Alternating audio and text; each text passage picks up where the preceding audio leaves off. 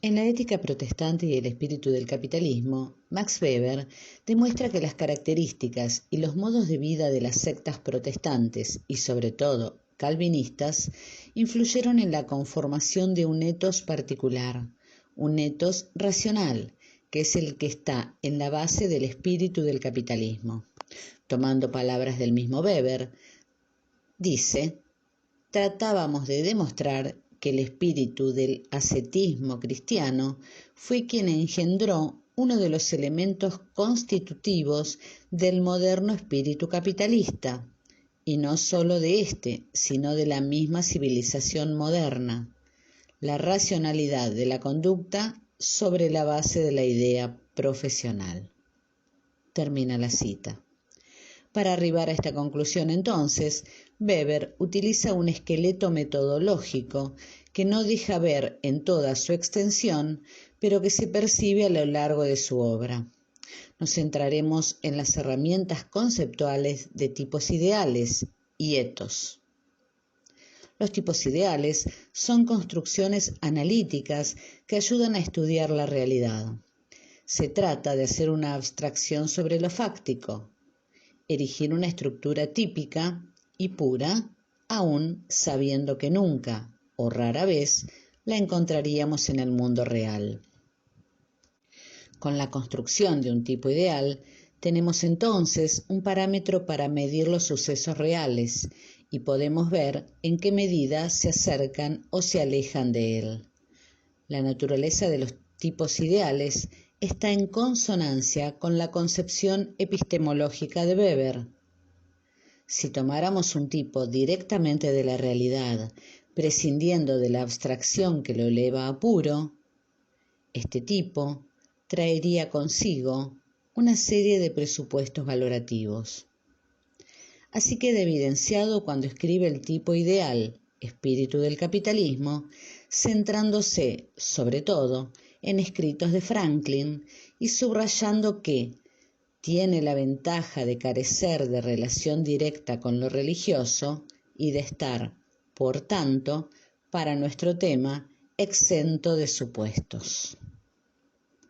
Un segundo gran tema weberiano es el de la forma como las religiones constituyen el etos de los individuos, es decir, el orden normativo interiorizado que da forma a la conducta. Para Weber es importante destacar que ese etos no constituye algo puramente limitado por las ideas, sino que tiene consecuencias sociales y que además no surge de individuos aislados, sino de grupos que consideran su ética como un signo distintivo explícito de la acción social. Si bien este etos, que se crea en las sectas protestantes más ortodoxas, se conectará con el espíritu del capitalismo, principalmente a través de una concepción particular de la profesión, la salvación a través del ejercicio metódico de la profesión, el etos calvinista no se agota en eso. Es un universo que engloba maneras de hacer, de pensar, formas de vestir, una verdadera personalidad grupal, un nuevo carácter popular que deja definido en términos de organización, de método, y que no se desarrolla solo en el trabajo de estas personas, va mucho más allá. Toda la organización de la biografía de estos grupos va a estar bajo el influjo de la racionalidad utilitaria, de la disciplina, del cálculo. Las relaciones sociales y las formas simbólicas no pueden ser separadas y constituyen un orden vital que identifica a determinados tipos ideales.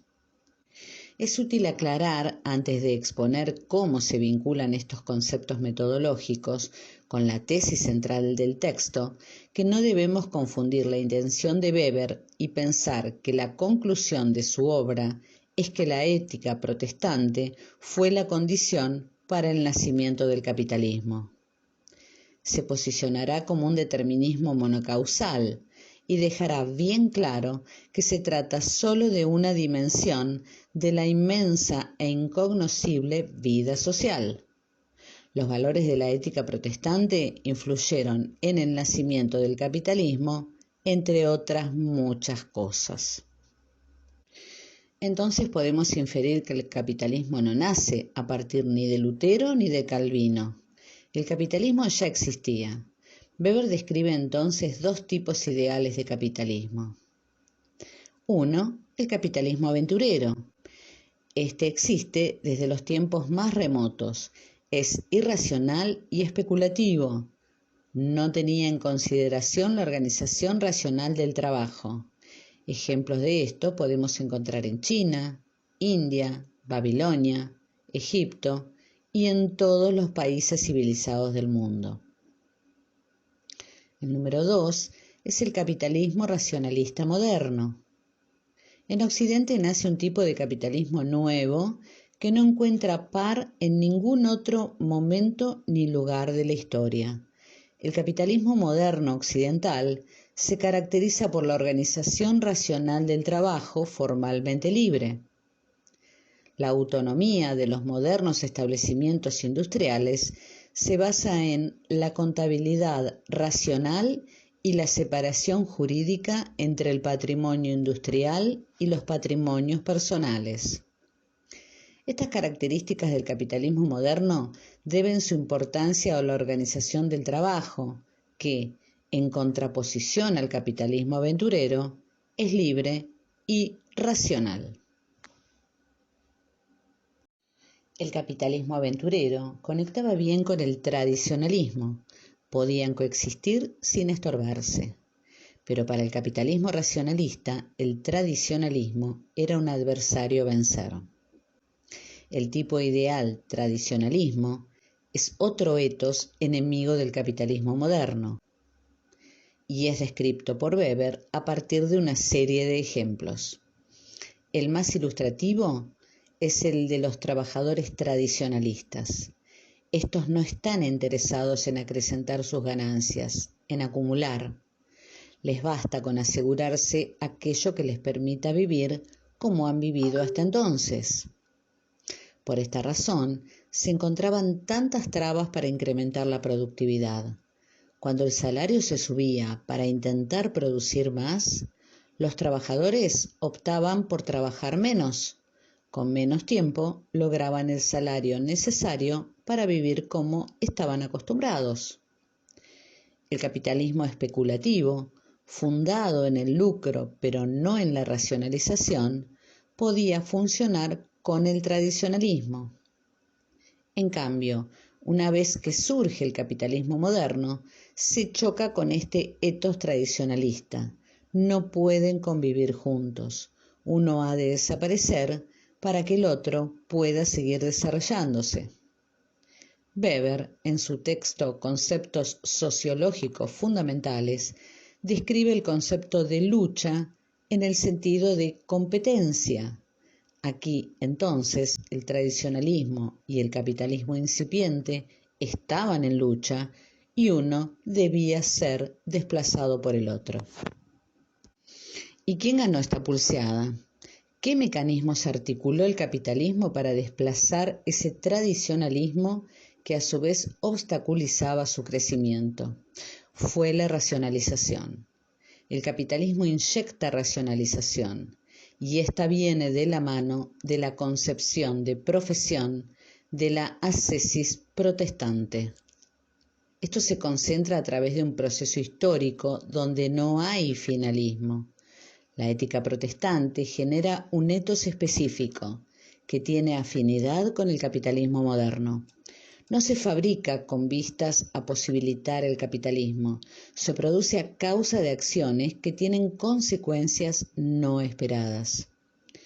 Weber asegura que si bien Lutero no estaba presente ese etos metódico y racional, este siembra la semilla para su futuro desarrollo. Su visión de la profesión es aún tradicional. La providencia divina conmina al hombre a aceptar la posición en que está. Este tiene que permanecer dentro de los límites y en la posición que Dios había dispuesto para él. Por esta razón, de las ideas luteranas, no podía deducirse principios éticos capaces de dar al mundo una nueva estructura. ¿Por qué?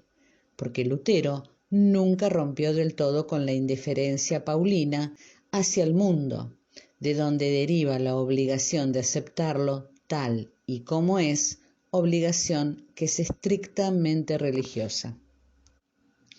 Y esto cambia en la concepción puritana. Para describir este tipo ideal puritano sobre este ethos, Weber se centra sobre todo en los escritos de Baxter. Sabemos que el tipo ideal no refleja propiedades esenciales de toda realidad.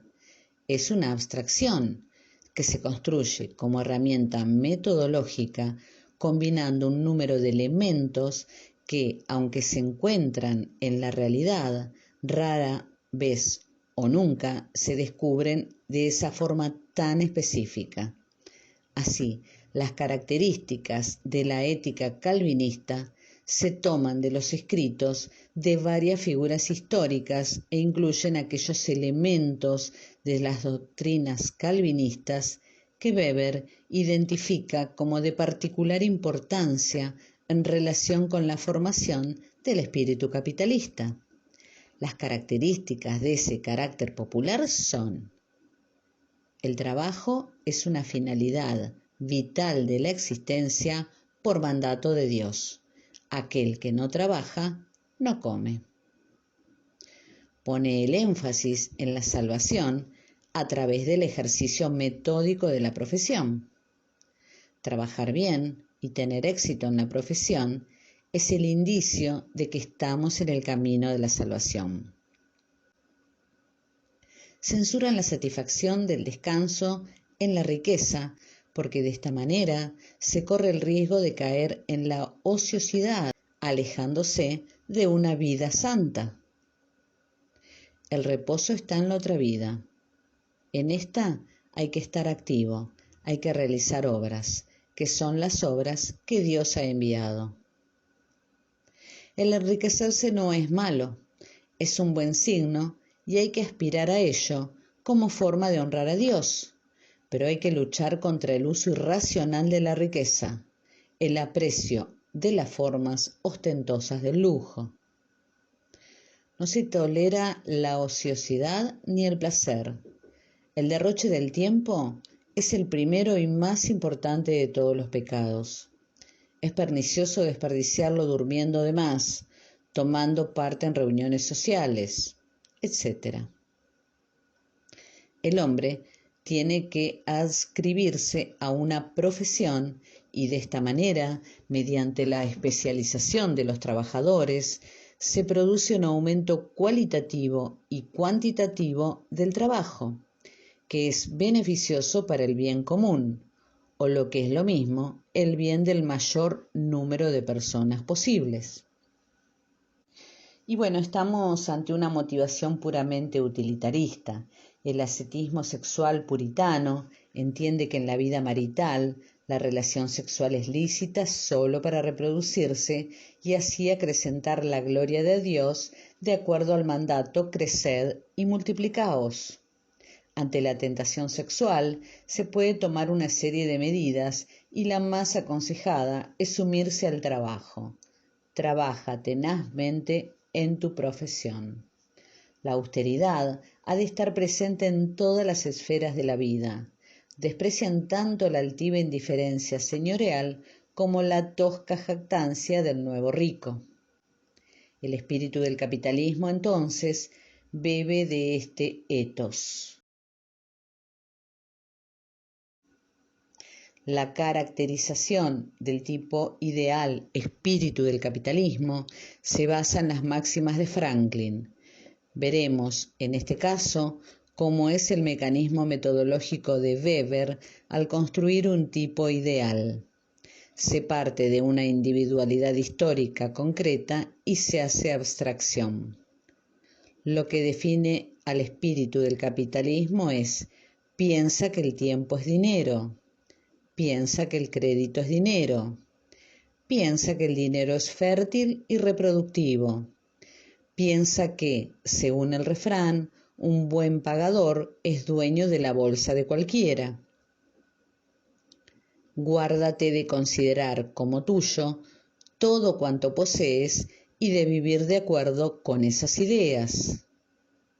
Quien malgasta inútilmente a diario un solo céntimo, derrocha 6 libras al cabo del año, que constituye el precio del uso de 100.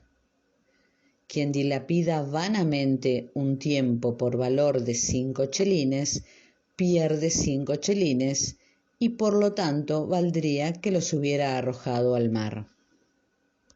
El fin de esta mentalidad apunta a aumentar el capital, y no estamos ante una simple técnica que indica cómo lograrlo, sino frente a un verdadero ethos, a una ética particular que señala lo que debe ser, que indica cómo comportarse y hacia dónde dirigirse. Este hombre ha de ser honrado y digno de crédito y tiene que generar fortuna.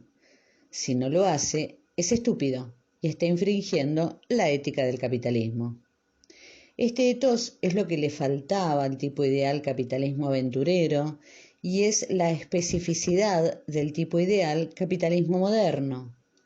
Vemos cómo el ethos protestante influye en la conformación del espíritu capitalista. El trabajo profesional moderno posee carácter ascético. El trabajo racional, metódico en la profesión. Alrededor de este concepto es donde se produce la combinación de algo nuevo entre el espíritu protestante y el espíritu del capitalismo. Pero si en principio el capitalismo tenía espíritu, el de la ética calvinista, más tarde lo pierde y se queda vacío. Se transforma en una jaula de hierro carente de alma. Este moderno hombre económico no puede resistir la prueba de las tentaciones de la riqueza. El utilitarismo va tomando protagonismo y termina arrancando la raíz religiosa. De medio de cumplimiento espiritual, la acumulación de riqueza deviene en un fin, retornando o alienándose en objetos sin vida y sin espíritu. El fundamento del capitalismo ya no es religioso entonces, sino que es mecánico. Weber cierra su estudio alertándonos sobre cómo en su desarrollo el capitalismo se queda sin fundamento ético y se convierte en un estuche vacío.